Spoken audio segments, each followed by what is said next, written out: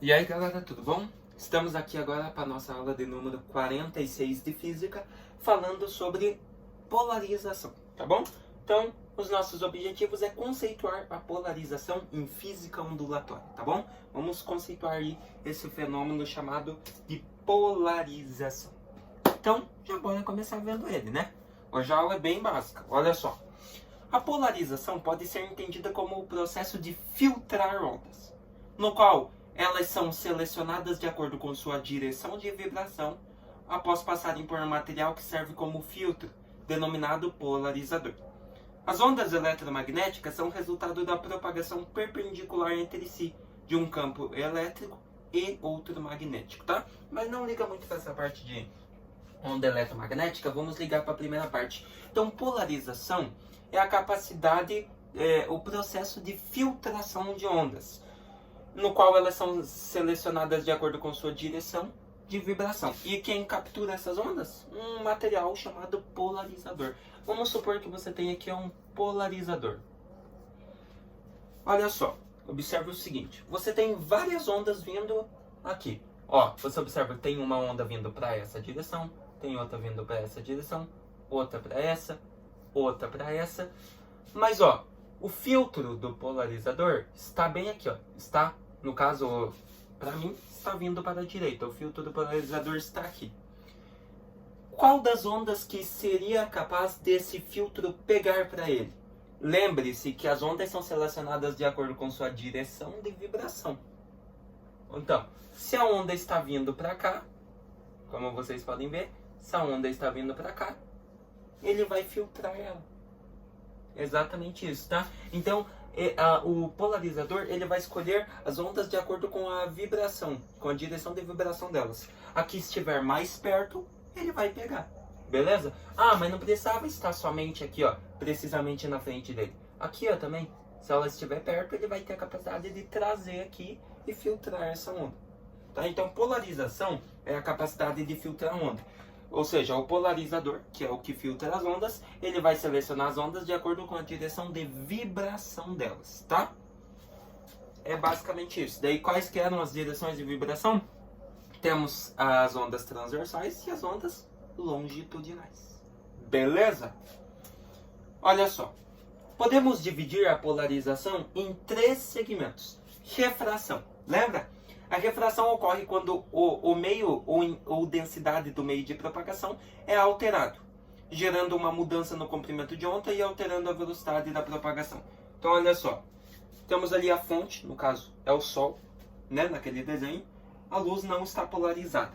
Mas você observa que a luz solar passou pelo polarizador. Logo, você observa que o polarizador é vertical. A luz polarizada passou para outro meio. Então, a polarização ela pode sofrer refração. Ou seja, refração é quando uma onda muda de um meio para o outro. Lembra? No caso, ela mudou do meio 1, que era a fonte, que era o Sol, passou pelo polarizador e foi para outro meio, que é o meio 2. No caso, é o meio ambiente, a Terra, vamos dizer assim, né?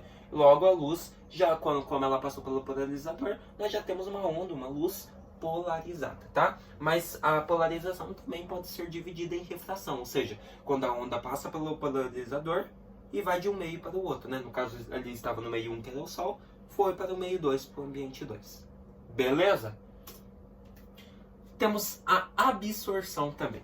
A polarização por absorção só é feita através de substâncias que permitem a passagem de luz apenas em direções preferenciais.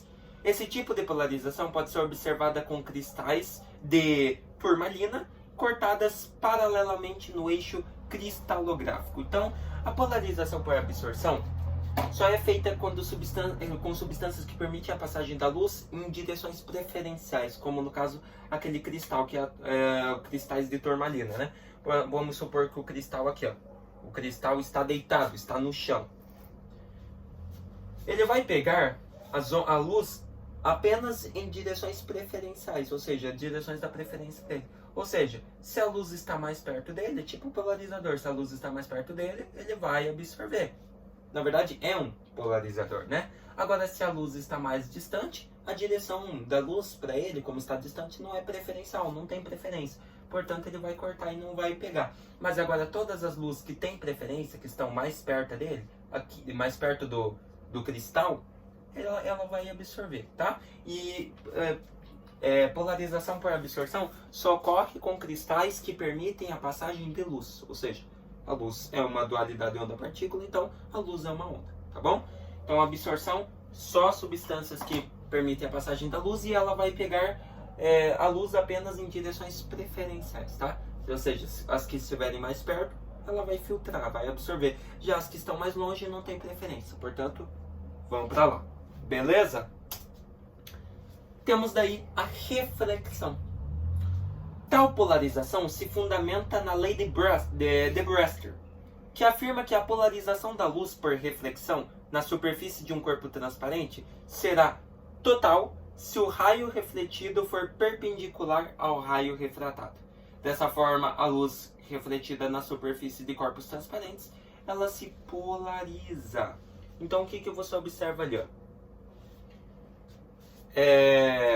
Você tem ali no vidro do carro polarização controlada e polarização não controlada. Ou seja, o que é uma polarização não controlada? É quando o vidro do carro, um meio transparente, filtra as ondas, porém fica aquele meio embaçado, que a gente consegue ver que ele filtrou alguma coisa. Como na primeira imagem ali, ó, fica meio esboçado, meio embaçado. Já a polarização controlada é quando esse objeto filtra a onda, porém nós não conseguimos ver nada, conseguimos ver o espelho normalmente. Ou seja, ele filtrou bem essa onda, tá? De forma controlada. Então, olha só.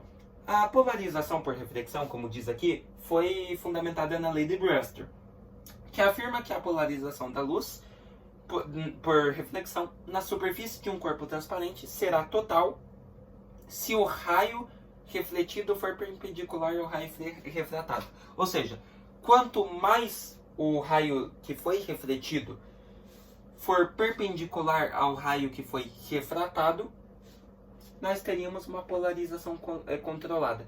Porém, se essa perpendicularidade entre os dois raios não acontecer, a polarização será não controlada. Tá? Então usamos aqui o meio transparente como o vidro do carro e utilizamos a lei de Brewster. Tá? Então a polarização da luz por reflexão na superfície de um corpo transparente será total, ou seja, será totalmente controlada se o raio refletido, ou seja, o raio que foi refletido, for perpendicular ao raio refratado, ou seja, o raio que passou de um meio para o outro. Beleza? É basicamente isso que é a polarização por reflexão, né? Lei de Brewster. Olha um quiz aqui então, galera. Esse é muito de boinha. Ó, já está a resposta ali, né? Ó, para bloquear a passagem de um fluxo luminoso, é necessário um mínimo de quantos polarizadores para que isso venha a ocorrer? 1, 2, 3, 4 ou 5? 2. Então, olha só, para bloquear a passagem do fluxo luminoso, ou seja, de uma onda, a gente vai precisar de dois polarizadores. Por quê? Um para gerar a fonte, ou seja, o fluxo luminoso, as ondas, e o outro para bloquear. Então, nós precisamos de 2 polarizadores. Ou você tem um meio ambiente externo que está fazendo um fluxo luminoso, está gerando luz, e um dos polarizadores somente vai filtrar, uma parte dessa onda, desse fluxo luminoso vai passar, e o outro vai filtrar ele totalmente, não deixando passar de nenhum meio.